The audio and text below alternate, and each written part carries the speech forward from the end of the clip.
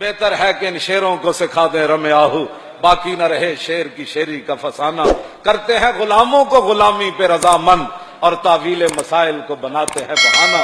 یہ علم، یہ حکمت، یہ تدبر، یہ حکومت، پیتے ہیں لہو، دیتے ہیں تعلیم مساوات۔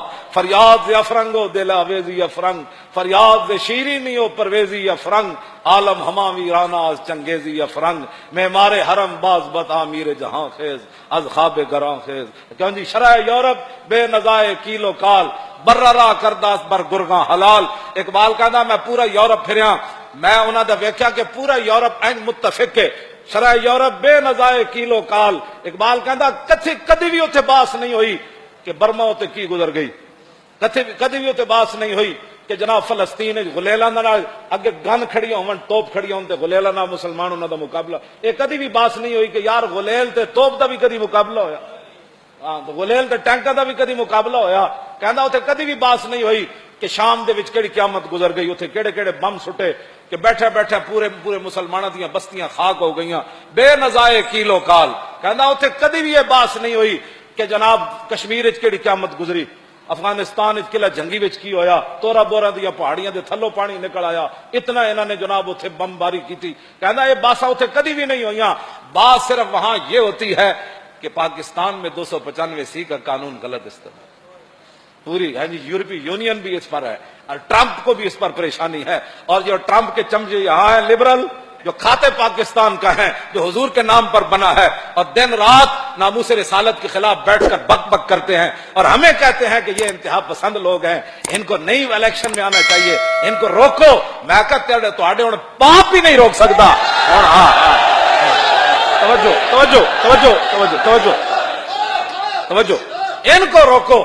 ہاں جی، جو تورا بورا کی پہاڑیوں کو جلا دینے والے ہیں ان کو لاؤ، جو برما کی بچیوں کے کباب بنانے والے ہیں ان کے حامیوں کو یہاں لاؤ، جو عافیہ صدیقی بیچنے والے ہیں ان کو یہاں لاؤ، اور جو مسجدوں کے سپیکر اتارنے والے ہیں ان کو یہاں لاؤ، جو مسلمانوں کی بیٹیوں کو نچانے والے ہیں ان کو یہاں لاؤ، اور جو مرزائیوں کو بہن بھائی کہنے والے ان کو یہاں لاؤ، جو قرآن و حدیث کو، جو حضور نے فرمایا میری امت گمراہ نہیں ہوگی، وہ قرآن و حدیث کو نصاب سے نکالنے والوں کو یہاں لاؤ، اور ان کو اپنا مرزائیوں کو قیمتی اثاثہ کہنے والوں کو یہاں لاؤ، ممتاز قادری کو تختہ دار پر لٹکانے والوں کو یہاں لاؤ، اور ختم نبوت کے غداروں کو یہاں لاؤ، اور ختم نبوت کی جو خاطر گئے ان پر 12,000 شل گرانے والوں کو یہاں لاؤ، اور 8 شہیدوں کرنے والے ختم نبوت کے جرم میں ان کو یہاں لاؤ۔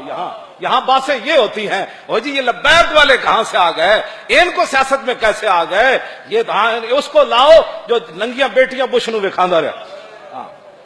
کیوں جی بش بھی چٹکی مار گیا، کہنے لگا اسی تے سنیا سی بڑے غیرت والے ہوندے مسلمان، کیوں جی اسی تے سنیا سی عبد الرحمن بن عوف تلوار کٹ کے خالی وہ صحابیہ ڈگ پئیاں، بنو قینوقاع قبیلے وہ زرگر سن، سارے یہودی سونا بناندے سن، صحابیہ سونا بنوان گئیاں اودی دکان دے یہودی تے، ایک لونڈے نے یہودی نے آپ دی وہ صحابیہ دی قمیض بن دتی، وہ پھٹا جے تے بیٹھیاں سن تے وہ اٹھن لگیاں تے ڈہ پئیاں، تے آپ نے چیخ مار دیتی، وہ ہس پہ لونڈے جتنے دکاندار بیٹھے سن وہ سونا بنان والے، عبد الرحمن بن عوف باہروں گزر رہے سن، تسبیح لے کے نہیں تلوار لے کے،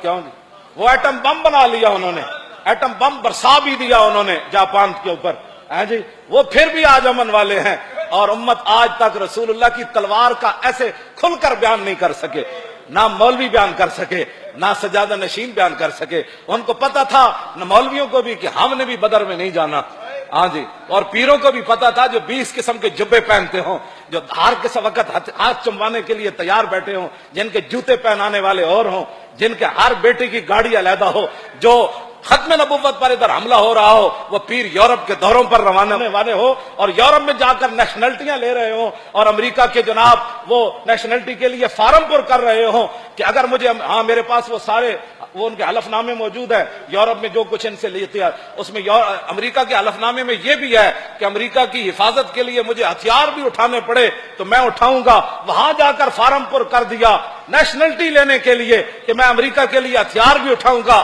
تو محمد عربی کی تلوار کی بات بھی نہ کر سکا۔